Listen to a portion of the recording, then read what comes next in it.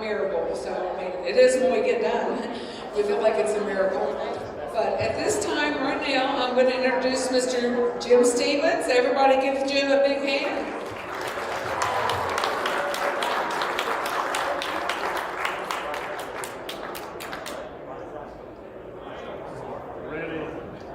You'd think I'd move my way around a microphone.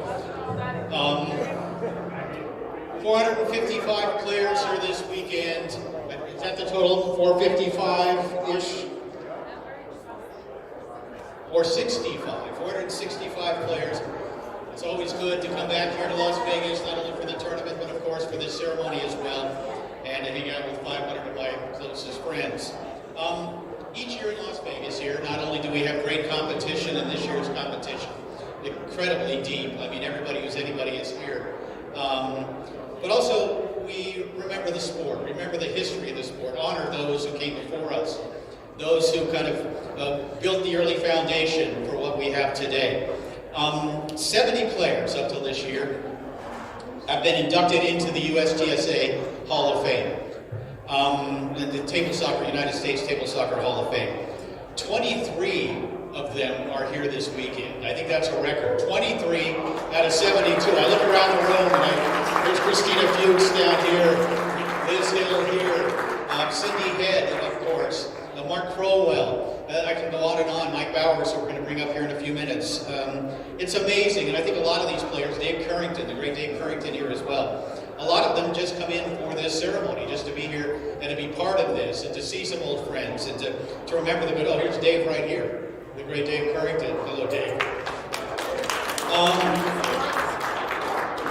Before we get started, of course, we want some thank yous, and the biggest thank you should be for this woman right over here, Mary Moore, and IFP, bringing this tournament to Las Vegas every year, and hopefully we continue, Mary, to be here in Las Vegas for this great event, because there is nothing like Vegas for a tournament, that's for sure. Tonight, two new inductees. One of them, a player from the 1980s who in a very short period of time won 7 World Championship titles. We're also going to induct a player who won major championships as both a forward and a goalie, and was part of the team that won back-to-back World Championships for the first time. And 2 players, I think, who are finally getting into the Hall of Fame. Before we get started, as has become somewhat of a tradition around here, we like to bring up really the first name on the list here. The very first name on the Hall of Fame list, who always likes to do an opening, also likes to go over the Hall of Fame list, and a guy who can tell a story like nobody, who goes way back in the history of the sport. I'd like everyone to please welcome Mr. Mike Bowers.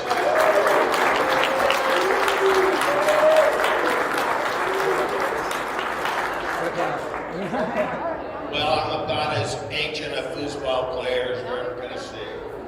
And earlier this week, one young player came up to me and he said, you get up there, I've watched you for years, you talk about everybody else, you never say anything about yourself, because I really don't know what you do.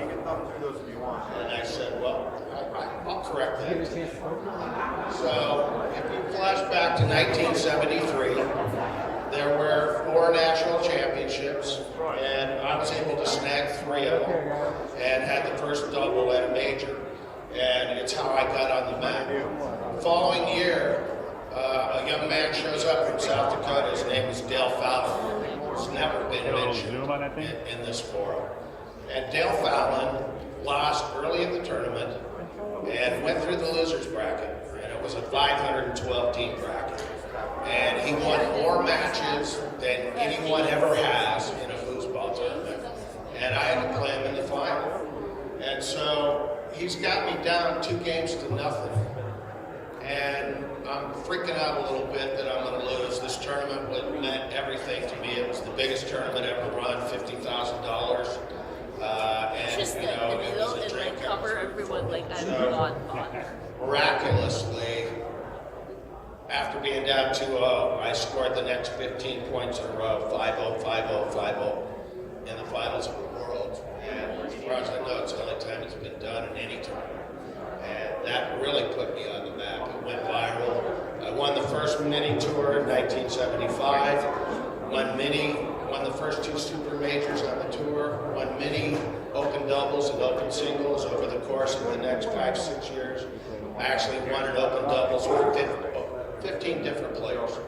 And in 1980, I won the World Championships in doubles finally, which I felt made me the complete player because I'd won on singles and doubles. Very few people in the annals of baseball have done both. And so in 83, I won open doubles again. I got to play with my favorite player, Todd Lafredo. And in 84, I won super doubles. In 85, I won the Guinness Book of World Records competition. And then in 1986, first group into the Hall of Fame. So I had won tournaments on foosball match, on Deutschmeister, on tournament soccer, on the American table, on Dynamo. And I had not won a tournament on Tornado. And so when I retired at that point in time, I thought, it's kind of a blank. The Tornado is the only surviving table. I was never able to win on it. Scroll up and down. So I'll come back to that. And to go to Karen Gilliland. Karen Gilliland was one of those charter members. You see there's a lot of 1986s there. Thank you, sir.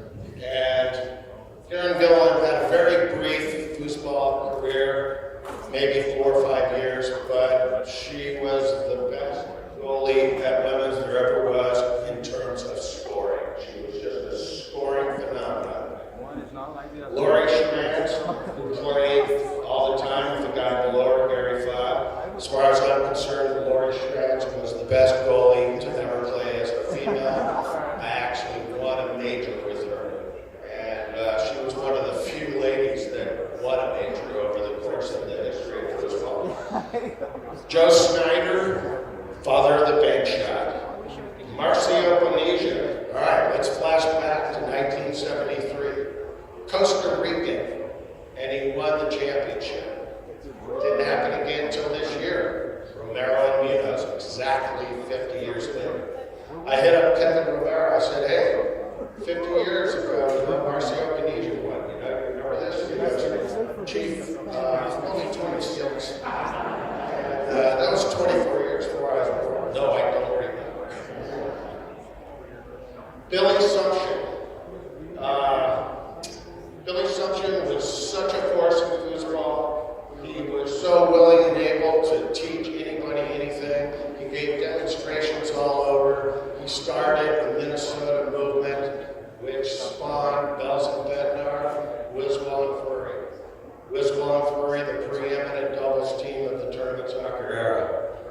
Tom Hansen, that was his goalie, and he helped found Hansen Distributing in Minneapolis, one of the biggest distributors in the United States. Larry Falk. Larry Falk was Marcio Bonilla's partner when they won the championship in '73. Larry, we go to the tournament, I'm with the controller right over there, and I watched Larry Falk do a pull kick. And it was like a gunslinger, just that thing disappeared. Promptly walked over to the tour poster, and Vicky goes, what are you looking at? I'm looking at what second place pays. And that guy was so fast, I couldn't believe it. Lawrence Patterson. You guys should all be aware of who Lawrence Patterson is. He made that table. He invented the tornado table, designed it, made it. Bob Hayes, the guy below, owned Tornado originally. He used to spend his summers in Boulder in the early 70s. He was always telling me, Mike, why didn't you play on my table? And I always told him the same thing. No money. You gotta give away the money and you can't get a play on your table.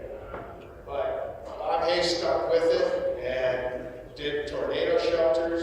And it was sort of like the story of the tortoise and the tornado was the tortoise. And it's the only surviving table. Lee Peppard. Lee Peppard, who I met in Missoula, Montana in 1973, Montana Cowboy. And he looks at me, we're at a $5,000 tournament. He goes, yeah, I'm thinking about running a 50 grand in Denver next year. And I went, thinking to myself,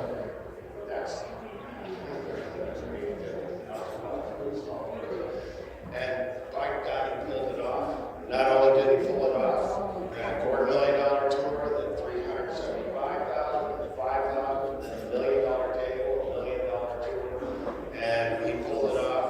And foosball became the 8th largest sport in the United States based on it. And we were right in sync with tennis. Tennis started off with a $68,000 tournament. There was a year in the 1970s where Laurie Schmantz and Karen Gillan made more money than Billie Jean King. That's where foosball was in the 70s. And Doug Furry, it says 1986 there, but that's a typo. Furry was actually about 10 years later in 96. And of course, Doug Furry, it's kind of funny, I'm listening to him on Inside Foods recently, and he's going, God, does anyone really know who I am? And of course we know. He won a Porsche, he won a Corvette, a Mustang, him and his partner Jim Wiswell won $30,000 when they won in 1979. It was one of the greatest runs ever in foosball over 3 or 4 years. And Jim Wiswell right below, who is his partner. Jim Wiswell is one of the few people that doubled in 2 events in foosball in the 70s, and he was world champion in doubles, and he won super doubles, of course. He was also, with Laurie Schmantz, the preeminent mixed doubles team of the period. Ed McLeod came after Bob Hayes. It was the same thing with my discussions with Ed. Ed, you got to put money in the sport and want people to play. And Ed McLeod spent a lot of time in Colorado, and we had a lot of interaction with him.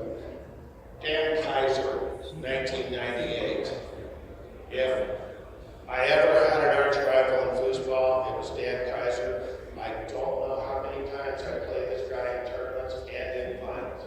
And his resume was interesting listening to him on Inside Foods because they brought my name up and he said, well, ours was better than me. Well, that's not really the case. His resume is every bit as good as mine, if not better. Carrie Wallager, she was probably the best girl forward that played in the tournament soccer. Would you agree with me?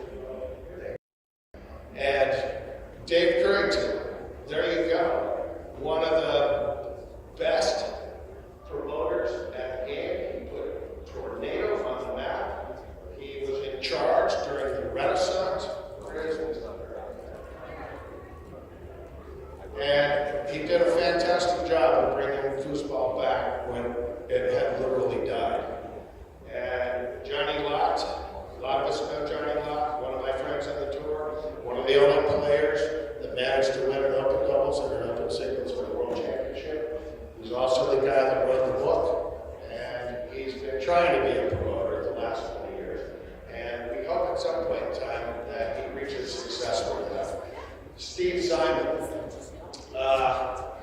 When I saw the list of the top players and I saw Steve Simon at number 30, I equated the amount of money he had won in the 70s to $22.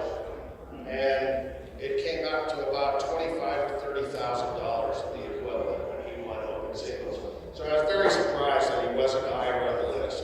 Steve Murray, one of 3 guys that has pulled off the full Monty and won open doubles, open singles, open and mixed doubles at the same It's right. And of course, Ryan Lord repeated that a couple years back. And then, of course, there was the great Federico Collignon, who did it more than once. And Bob Furr. Actually, you know what? I screwed up. Bob Furr's the guy that invented the tornado table. Lawrence Patterson invented the Patterson table, which was foosball match. There you go. And bought foosball for the Americas in the 1960s, primarily from Germany, post-World War II type thing. Link Pemberley, who was Dave Currington's cohort, bringing the Renaissance of foosball back. Brett Bettner, one of the all-time greatest goalies from the tournament soccer era, played with Mike Bells, and they won the World Championship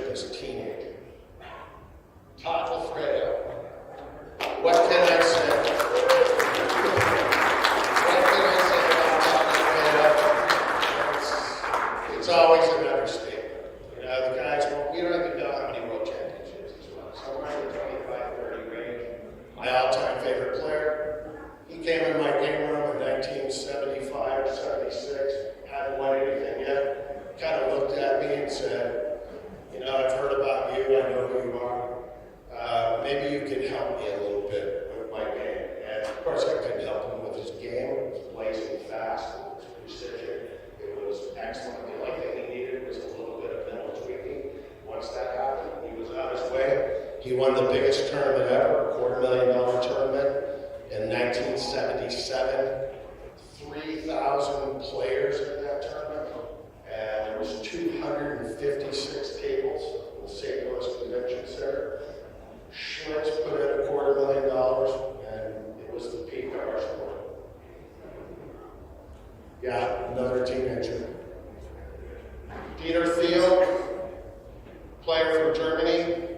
He kept coming and trying to win events, and finally at the World Championships, he was the goalie world champion. And that was the peak for him, and he was perfectly fine with it. As long as it said world champion, he was okay with it. Cindy Head. Oh, what can you say about Cindy Head? If you look at Cindy Head's resume, God, there's nothing like it. I mean, it's just, there's so, I don't even know how many championships are there, but statistically speaking, and the number of titles, and how she's carried herself over the years, she's obviously very professional, a great, great champion.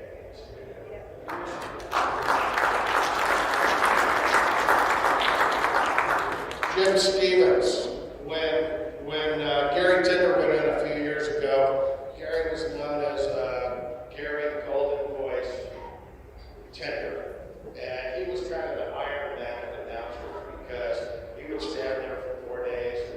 There was no computers or any of that. He would call every match, and of course Gary was a great friend of mine. He was there when I scored the 15 in a row, so he was one of the witnesses. So that's always special to me. But Jim Stevens is the gold standard when it comes to announcing foosball. And what he's done with Inside Foos and the library that he's created for the foosball players that goes back decades now, nothing like Jim Stevens.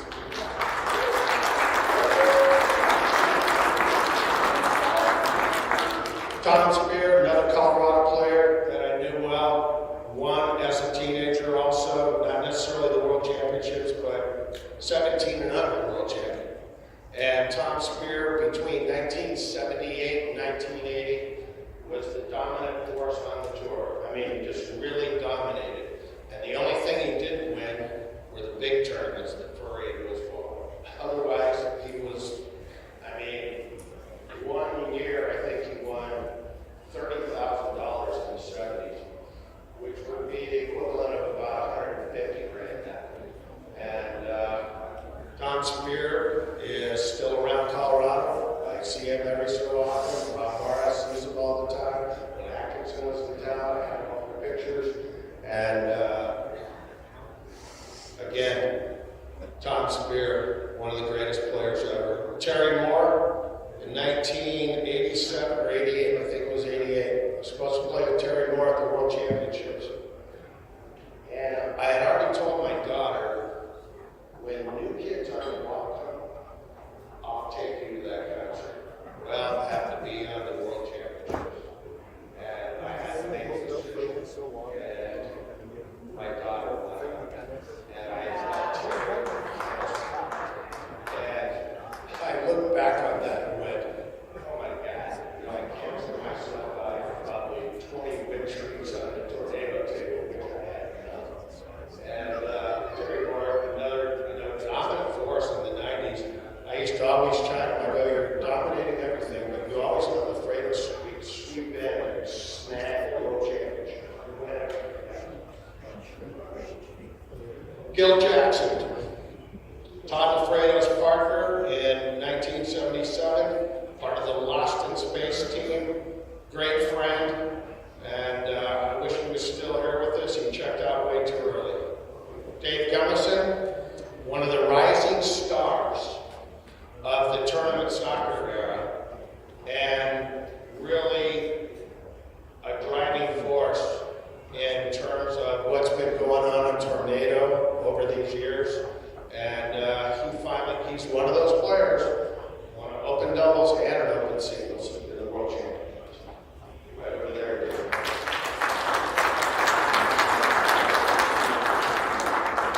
Gina Harris-Smith, another one that checked out too early. And just a really, really good person, and one of the few ladies that won an open doubles. And it always impressed me, these ladies that could actually get to an open doubles final. And Mike Bell's one of my good friends to this day. Again, along with Beth, they're over there on the bottom. One as a teenager. Mike Bell's was probably, I definitely put him in the top 9 players ever with tournament soccer, and it was based on, he didn't show up that much, but he would win the mixed doubles and the open doubles, and he would be in the league for the money, and he just didn't play as many tournaments as everyone else, or he would have a much better resume than he does, which is still outstanding. John Smith, great Texas player that him and his brother, I believe, or with Kevin Keeter, he won an open doubles, and I think an open singles. Kathy Brainerd, who I don't call just one of the all-time greats, I call her one of the all-time greatest, because she won not only as a player, but she was a great promoter, and along with Johnny Locke, she wrote the book. She's been involved in every aspect of football and what's gone on over the last 30, 40 years. And, you know, now she's sort of in a medical situation. She's deteriorating. And if you get a chance, reach out to Kathy Brainerd. 50 Charles Swanson. What are you doing over there? Are you hiding? So, Vicky Jogger Swanson. Not only was she the first girl to win an open singles, but she did it a couple years in a row. And along with Johnny Lott, I don't know how many times they were in the finals. I'm going to say 40 or 50. At one point in time, they had taken like 17 seconds in a row. And I remember Lott saying, somebody asked me, "Hey, what about taking all those seconds?" And the seconds are pretty good. What else would you say? Cal Rogers. Cal Rogers was the vice president of tournament soccer during the heyday. He emanated from Texas. He was responsible for implementing a lot of the rules in the day. Mark Rowell, who was the preeminent player from St. Louis, along with Marty Chase. That's all that's there. Dynamo champion. Dynamo. And of course, not only on Dynamo, but also on tournament soccer. I had to play him in super doubles. I just remember that on match ball, I pulled it over, did a pull kick, and hit his middle guy. I just watched the ball. It's like he's still right. Tim Burns. Tim Burns passed away this last year. He was my, of course, favorite forward. I won a world championships with him. And the thing I remember most is when we had to play Wiswell and Furry, $10,000 on the line. And Wiswell starts off the match, and he goes 7 for 7.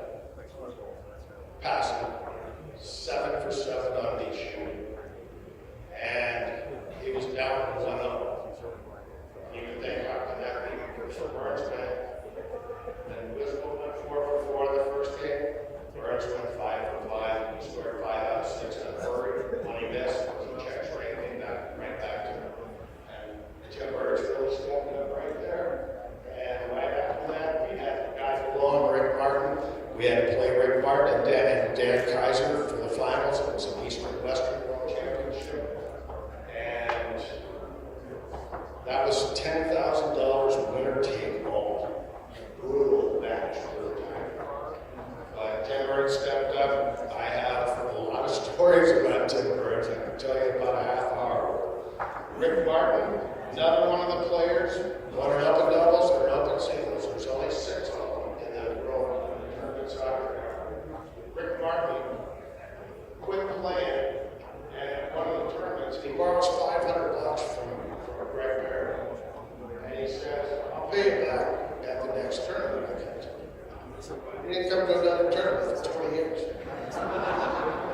when he did, he walked right up to Greg Perry there.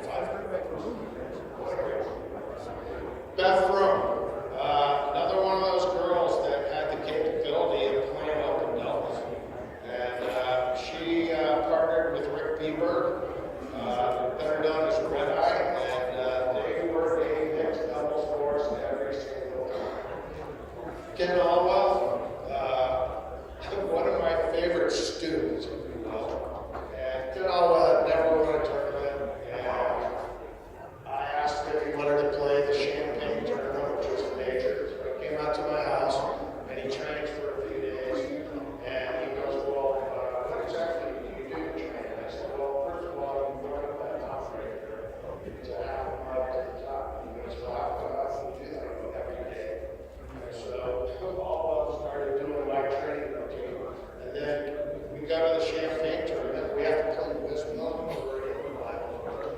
And then he tells me that after he goes out and goes times I've never beaten.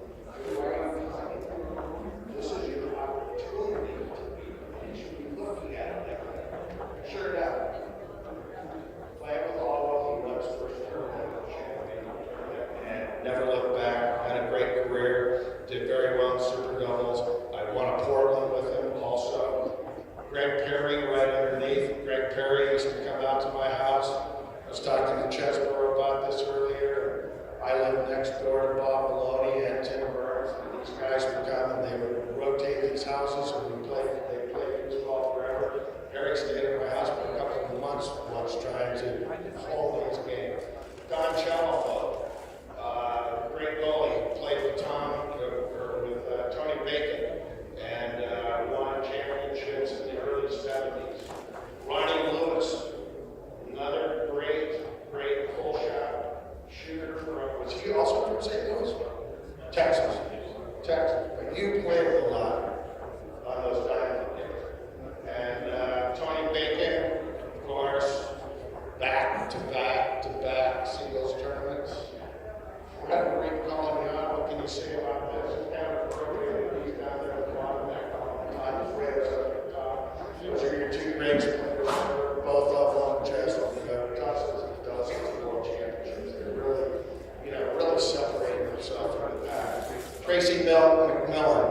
I have a hat in my bedroom. And it says Plankton on it. It's a softball hat, but it's the hat that Tracy McMillan was wearing when he won the world championships. Took that hat off and launched it. And I happened to be standing on the top of the bleachers. And as that thing was about to go over my head, I just reached out and grabbed it. Took it right down and had Dylan and Gunnison sign it. Do you remember how you signed it, Gunnison? I mean, you gave it Dylan that huge shake so bad. I was so excited for that. Dylan in that match. That was the greatest performance by a goalie in a world championship. I mean, I just never seen anybody just take over the goalie out of the hockey points he scored. 10, there we go.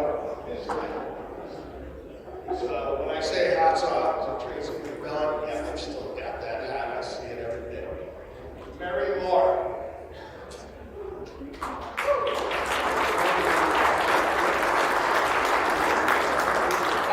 We wouldn't be here today if it wasn't for Mary Moore. She single-handedly keeps the sport alive. And it was so cool to see a couple years back. I said something about it that you had finally elevated the world championships back to $100,000. That's significant. And she has to go back and she does it all herself. If these tournaments bomb, she bombs right along with it. So, heavy applause, please.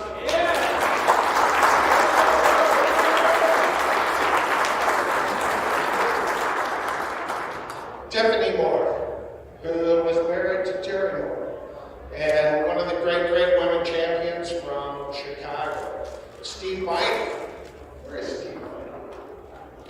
There he is. If you're sitting down, I can't pick you out of the crowd. Steve Miney, who has just been with us through thick and thin for years and years, all the way back to TS. I don't think anyone's won more senior championships championships and Steve Martin. Johnny Horton. Johnny Horton reached out to me recently. He's suffering from Parkinson's. He's at stage 3.5. And he's on Facebook. A lot of you guys can reach out to him. Don't reach out to him in sympathy. Reach out to him and encourage him. Because he's a fighter. One of those players, open doubles, open singles. One of the first players to play in all three finals. And my heart goes out to Johnny.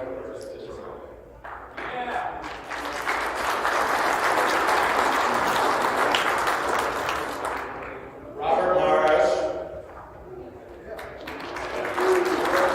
Look, they're calling you, dude, and I haven't even said anything. Robert Morris, okay.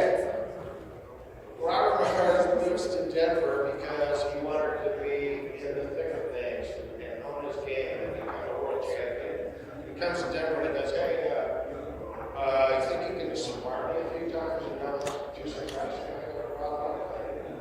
And he goes, well, look, let's just knock it around. Maybe you can give me some Middletons or whatever. Next thing I know, I start knocking around with Morris. We're playing 3 or 4 nights a week. Domino's pizza guy in the world. You know, just automatic. Okay, same order, stand in, and Spear would play with us. Always in my basement. Usually Lafredo would show up for about 30 days before Worlds, on his game, and go win it. And Morris went, yeah, I want to do the same thing with Tommy. Bring Tommy in, you know, let him practice you at home. So Tommy comes in, first thing he says to me, he goes, you don't have cable. And he dials my TV in to all the free channels. And I never knew there were that many free channels. But I played him over and over and over $1 a game. And usually that $1 a game thing, I don't lose that. Next thing I know, I open a package like 40 or 50 bucks. Beat so many times. And the only redeeming factor is later on I got to play the doubles with Barras, and we upped it to $5. Unfortunately, I won my money. But yeah, Atkinson, another one of those teenagers. One is a teenager, one open doubles, one open singles, and he's still here, he's still going. Yeah.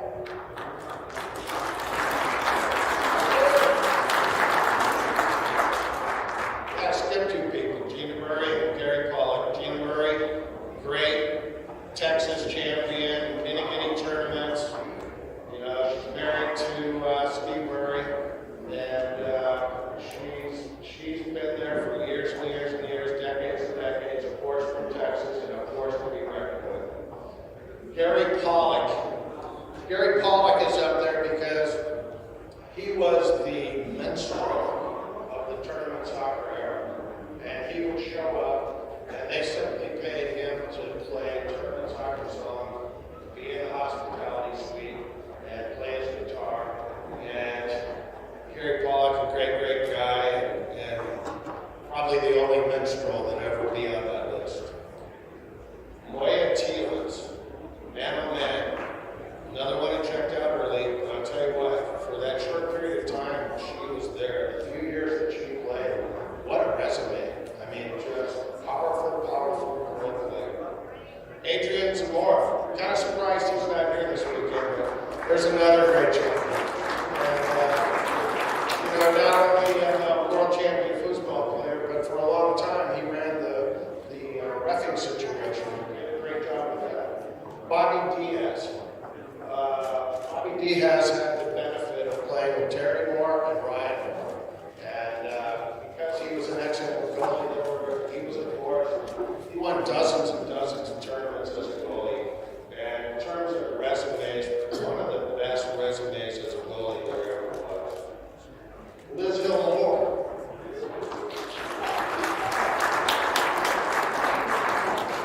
Liz Hill has been there for a long time, and she's been a force in just about everything she did.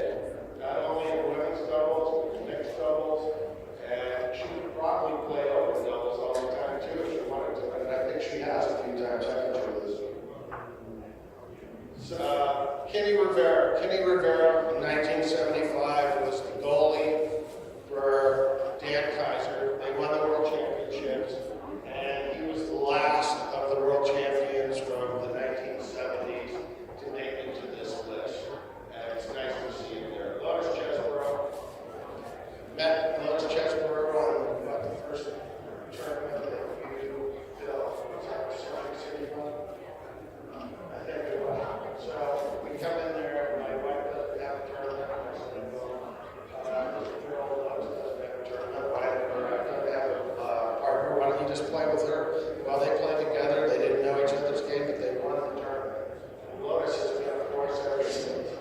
Don Swan, who just went in a couple years ago. My greatest story about Don Swan is I'm playing Bitey and Swan with Scotty Weidman. And Weidman and Swan are just going back and forth, carpeting each other, and finally Swan goes, all right, let's finish this match for 50 bucks. Weidman looks at it and goes, make it 100. And so we ended up in the middle of the tournament playing Bitey and Swan for 100 bucks. Gary Golden Voice Tender, who announced practically all the matches for tournament soccer during the 1970s, was just a straight Iron Man. You know, he put in 18, 20-hour days every day. And of course, he was at the Elitch tournament. The last day, he announced for like 35 straight hours. Louis Cartwright, another one of the open doubles, open singles winners. He said the nicest thing to me when I got here at the tournament. He goes, you know, those guys on Inside Foods, they don't give you enough respect. I said, Marty Chase, Mark Crowell's partner from St. Louis, one of the great champions, again, one that's no longer with us. Kevin Keeter, who won with John Smith against the Colorado team, and it was a big win in the 70s. Christina Fuchs.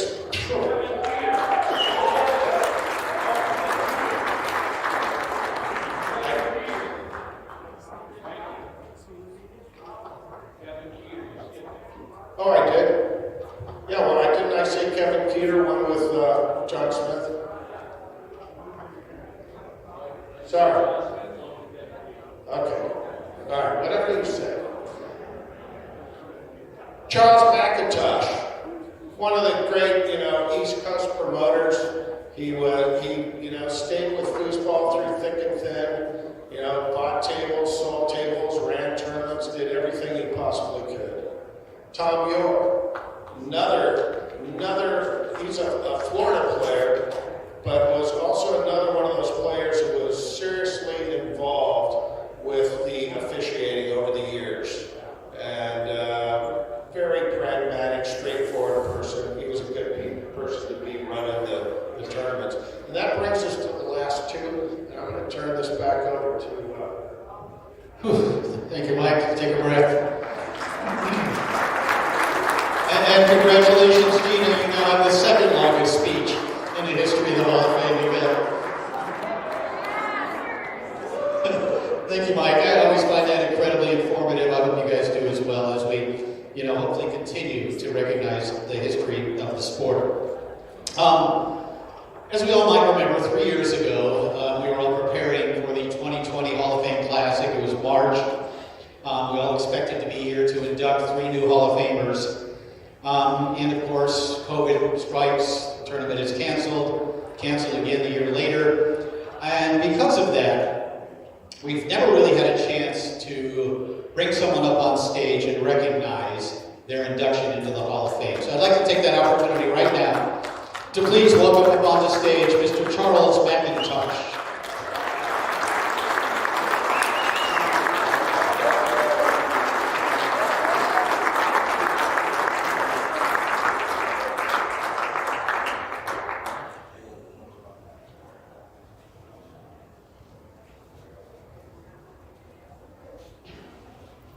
Charlie, and Mike touched on it a little bit, obviously a great East Coast promoter, a great national promoter, great foosball businessman, great player, and just one of the great foosball men that the sport has ever produced. So Charlie, welcome to the club officially.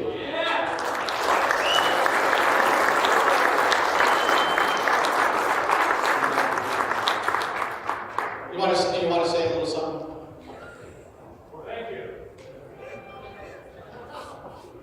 This used to be my world. It's not anymore. I don't know anybody that I've ever seen that has enjoyed working foosball like I did. I gave everything I had in the sport. Everything as a player, everything as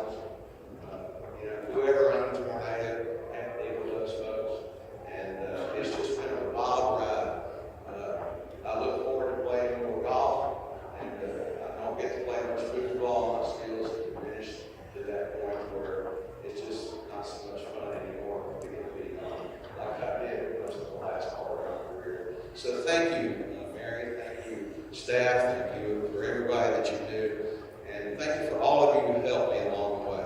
All the customers, all the tournament staff, all of the setup and tear down people who get so little recognition, who put these tables and everything together. I'll tell you what, it was great to work with so many promoters like Joe Coombs, like Steve Murray, like Mary Moore, and all the other people who love this game like all of us do. So thank you very much for recognizing me tonight. I'm sorry I wasn't here last year, but I'm glad to be here this year. If I don't ever see you again on this side, I hope to see you on the other side. Thank you.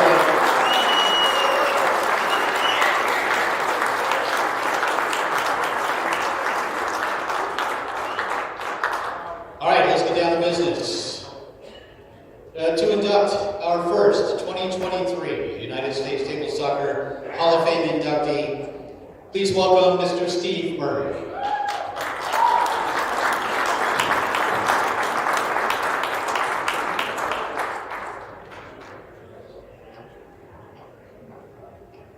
I need to make a Red Bull run, a cup of coffee, anything like that? I know I'm tired.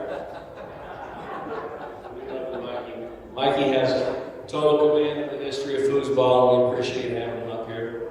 I'm going to make this pretty brief. I wrote some notes down here, but everybody's pretty much stole my thunder because I was first going to have you all join me in thanking Mary Moore and her team for a wonderful tournament. I can tell you firsthand, running these tournaments is not easy. It takes a lot of hard work and dedication, and they've pulled off another awesome tournament.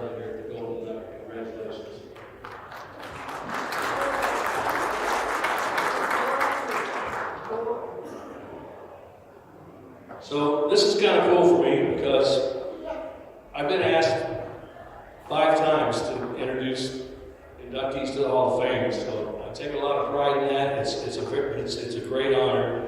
They just asked me, and I take more pride in introducing the new inductees than I did when I got put in the Hall of Fame myself. So that's pretty cool. I will cherish that. I mean, I did John Smith, Tommy Atkinson, Gina Murray, Kevin Keeter, and of course this year's inductee, Gina Cruz.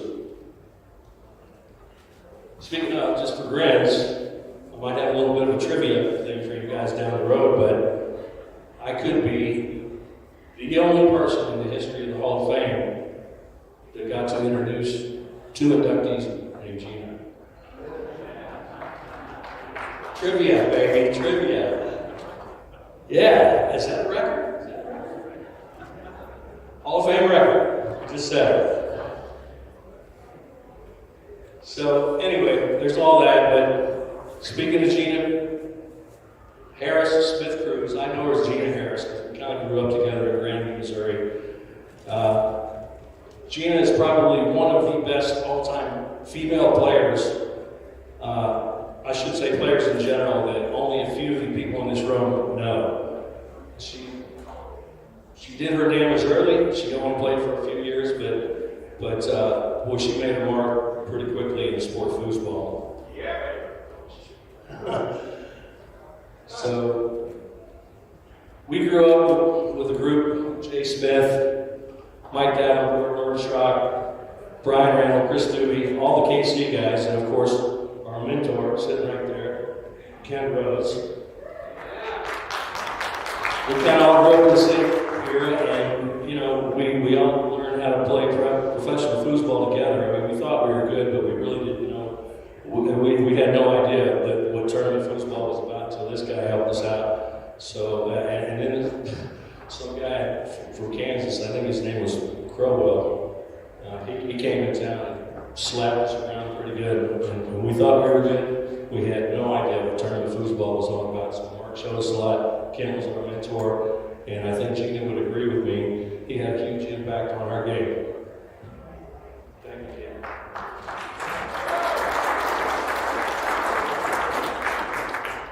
We used to play at a place called Hickman Mills Tornado Shelter, which was fun. I mean, we spent our weekends there. None of us had any money, but man, we loved playing foosball. We'd go up there and we'd hang out. We'd try to hold the table, and there'd be a good crowd in there, and that's basically where we learned to play. We also went to a tornado shelter in Raytown, Missouri. And then there was this little game room in Grandview, Missouri, where we kind of defined our skills. It was called Pudge's foosball. And like I said, we all thought we were pretty good players, but we had no clue what high percentage tournament foosball was about until Ken helped us out, and Mark Crowell, and some Oklahoma players came down, and just we learned pretty quick. Marty Chase was part of that, Tony Turner was part of that, Mark Neely. I think Kevin Keener's older brother was part of that too, but like I said, I think Gina would agree with me that Ken Rhodes had a huge impact on our game, and we appreciate it for that.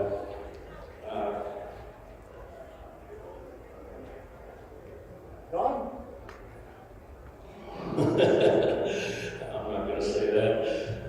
No, better not say that. So anyway, we got the bug, and we all wanted to play the better players. And again, when Marty Chase and Mark started coming around, we started to appreciate what tournament foosball was all about.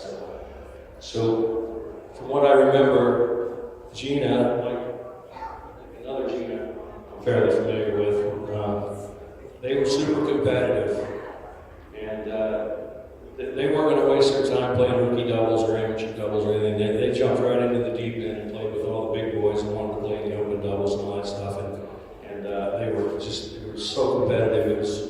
It was unbelievable. Gina Harris was fearless. She was absolutely fearless when she jumped in there. She was very quiet, unassuming. But before we knew it, she was one of the top players in our area. When we played the weekly tournaments, we would play a couple times a week, and of course we all tried to beat each other's brains in any tournament. And it would get a little nasty at times, but it was fun. But after every tournament, we would all get together, a bunch of us, and whoever won the tournament usually bought a case of beer. We'd go down to Roadside Park, and we'd all talk about the tournament and have a great time. It was such a lot of camaraderie and a lot of good friendship. And it was a wonderful experience in our lives back then. We used to go to this place called Roadside Park, which we affectionately named it as Roadside, but that was kind of our stomping grounds after the tournaments. And we went down there, and we either went to the park or we ended up at Jay Smith's house and practiced for about 3 or 4 hours after the tournament. Back in the day, we couldn't get enough foosball, just like everybody here. Never get enough. Anyway, when we finally figured out that we were good enough to hit the tour, off we went, and it didn't take the foos world long to figure out just how good a player Gina was.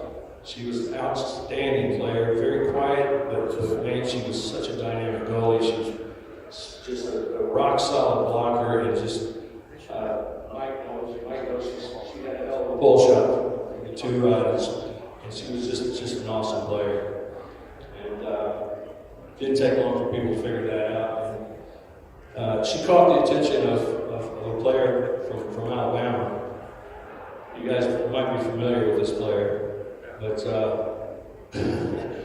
that player from Alabama turns out to be the most decorated foosball player in the history of the game. Cindy Head, you guys familiar? So they teamed up. Cindy was smart enough to grab Gina, and they proceeded to dominate women's doubles for years. And, I don't know how Gina felt, but how would you feel if the undisputed GOAT of all time said, hey, I would like for you to be my partner in women's doubles, and they dominated. They dominated for a long time. They proceeded to rack up 6 world titles in women's doubles. Gina went ahead and posted a world mixed title with Jay Smith. And they were in the finals of a lot of major events. They were a team to be reckoned with. But I'll tell you a little funny story. It's because they would not only play women's events, but they played like expert doubles, novice doubles, and stuff like that. And I remember we had a couple of players from Kansas City who were pretty good. Jeff and Paul, they were pretty good. And they had the winner's bracket. I think it was expert doubles, pro doubles. Anyway, Jeff and Paul proceeded to get their asses handed to them by Gina and Cindy. And I'll never forget, they went and grabbed their trophies and they smashed them and threw them in the trash because they got beat so bad in the tournament. It was hilarious. But anyway, Cindy told me on several occasions, she told me that Gina and Cindy had unbelievable chemistry on the table. she says that Gina was her all-time favorite partner, that's a pretty strong statement coming from the GOAT, wouldn't you say? I mean, that's pretty strong. But as things eventually turned out, Gina moved on and started her family and left the tour to raise her boys, Taylor and Dylan. She's a great mother, good family person, wonderful Christian human being. And what I can tell you is her overall body of work in professional foosball in the time frame that she accomplished it is really nothing short of phenomenal. 6 world titles and a mixed world title and all kinds of other stuff, World Series stuff, in 5 years. 5 years on the tour, she did this. Or maybe 6, but I know you doubled, you had a couple world titles with 9 Low and Tornado all in the same year, but your short career was amazing. Wow. So I guess the point kind of is if you always ask yourself what if. What if Gina would have stuck around and played on the tour? Who knows how many titles she would have racked up? My guess is a boatload because you were that good.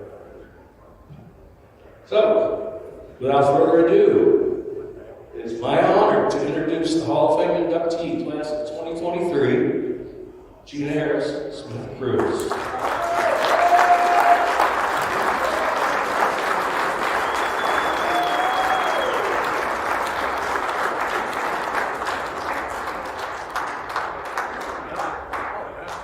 It was your whole life.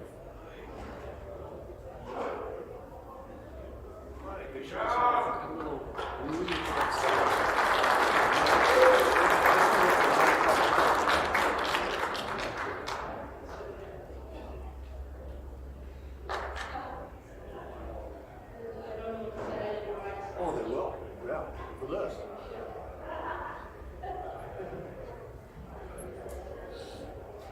Yeah, Steve said it all.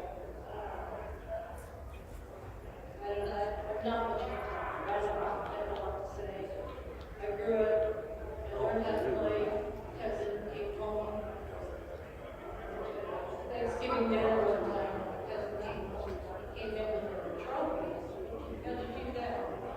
I got to play the foosball. What's that? He took us to Old and showed us the foosball table. And I fell in love. Couldn't get enough of it. Just kept playing it until I just finally I met Jay and playing foosball.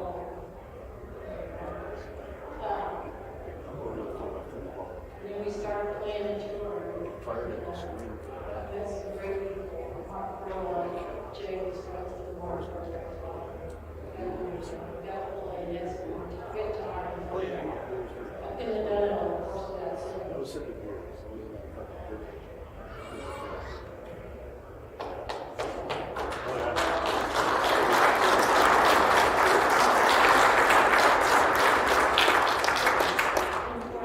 Friends, I've known you forever too. A great friend.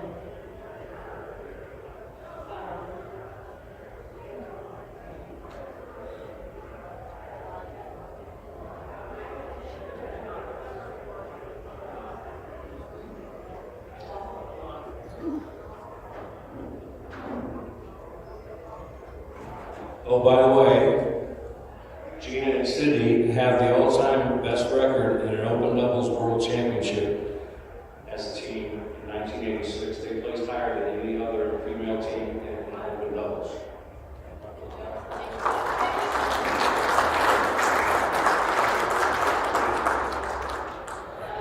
I don't remember the stats on there. Just remember Cindy and I didn't lose very often. And that was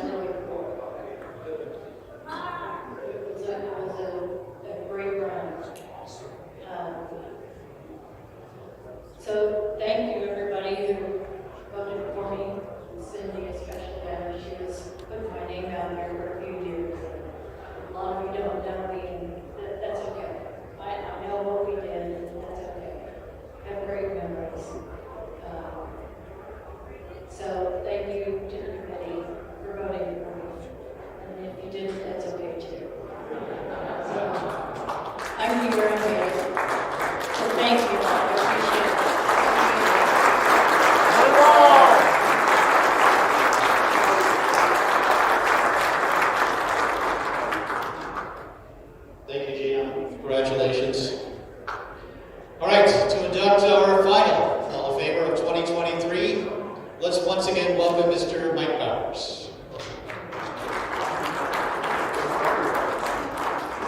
Well, first of all, in terms of Gina Harris, in 1984, Bob Gibson and I merged out of open doubles in super doubles. And for the very first time ever, two girls advanced to the final. Cindy and Gina Harris. And we have to play them in the final. And when we get there, I hear that Cindy gets 2 points on all the drops. And I went, oh man, this is going to be big trouble. And the very first game, this lady pumped into the back, along with her 2 point spot, and Cindy hits the John Wayne on me. Exactly. And so we're down 1 game to nothing, and I'm just going, yeah, I got a bad feeling. And fortunately, Bobby Gibson kicked it into gear and pulled us through, and we won Super Bowl. And that play in YouTube links. Anyway, I think I had a big blank in my resume in that I've never run on Tornado. And so when Robert Morris came to Denver, I started playing on Tornado. He actually pretty much taught me how to play goalie on that table. And I won a state tournament with Robert, so that was sort of getting me over the line. And then in 1998, 10 o'clock, the night before the last Masters, I call up Michael, and I go, you know what, I got 2 buddy passes on TWA. Let's go down to Atlanta and play. So we went down there and played. We won the tournament. And I got that I bet there's at least 500 off my back. people. And that weekend, Scotty was MVP. And if you look at Mike's resume in Atlanta, I think he went there 5 times, just over and over and over and over. Won some TV thing. And Scotty has been in the finals of the World Championships at least 9 times. And it's been a long time coming to get Scotty in the Hall of Fame, but he's another Colorado player, one of my good friends, another one of my favorite players, ladies and gentlemen, Scotty.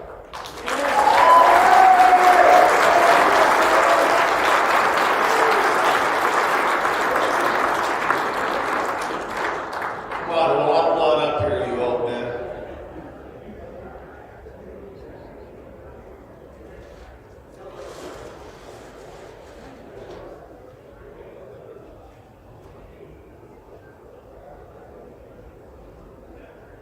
One more mention Todd just told me about Gina Harris.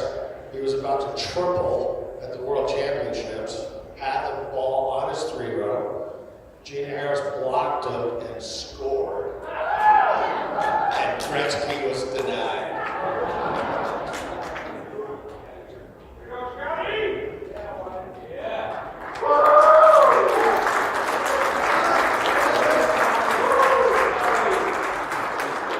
All right. Well, thank you. I appreciate that. A lot of my partners are sitting down here hanging on. I don't know how they're still even awake. But I had a great time. It was a great competition. I'll miss the memories. I'll miss this competition, but I'll have the memories. Most of them are about all the foosball players I've met. But I think of getting inducted into the Hall of Fame or putting on the jacket or any of the people I look at, I remember the friends that I met playing and how good they all are. Boy, those kids these days are amazing, I tell you. Anyway, my speech will be nice and quick, short. Thank you.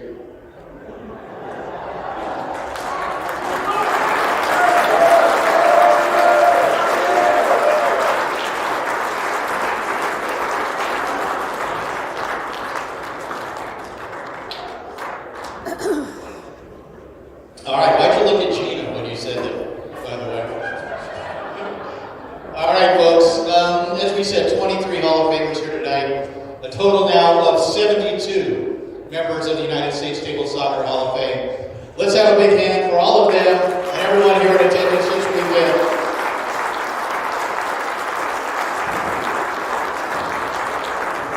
And play will continue here in a minute. And here come the t-shirts. And if we can get all the Hall of Famers up here in a minute for a picture, we sure appreciate it. Oh, don't hurt yourself. Look out, Cindy.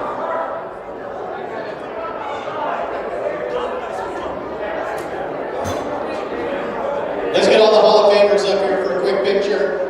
And then I know there's also a dinner as well.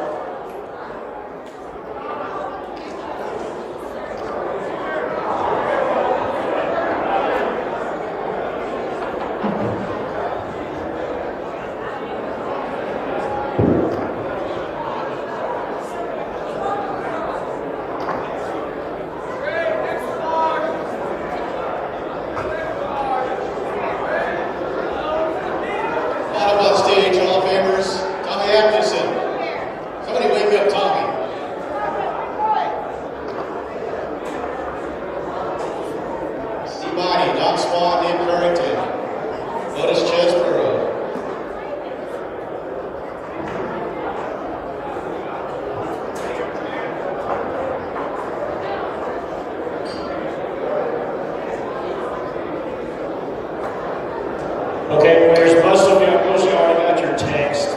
Rookie single starts immediately. Everyone else has to be back at 10:15 except for open doubles, open singles. Steve, Bonnie, you're in the back. Open doubles, open singles is done for the night. Your times to return are on the bracket. Rookie single starts now. Open matches in the chart. Everyone else will be back at 10:15. Open mix and everyone else 10:15.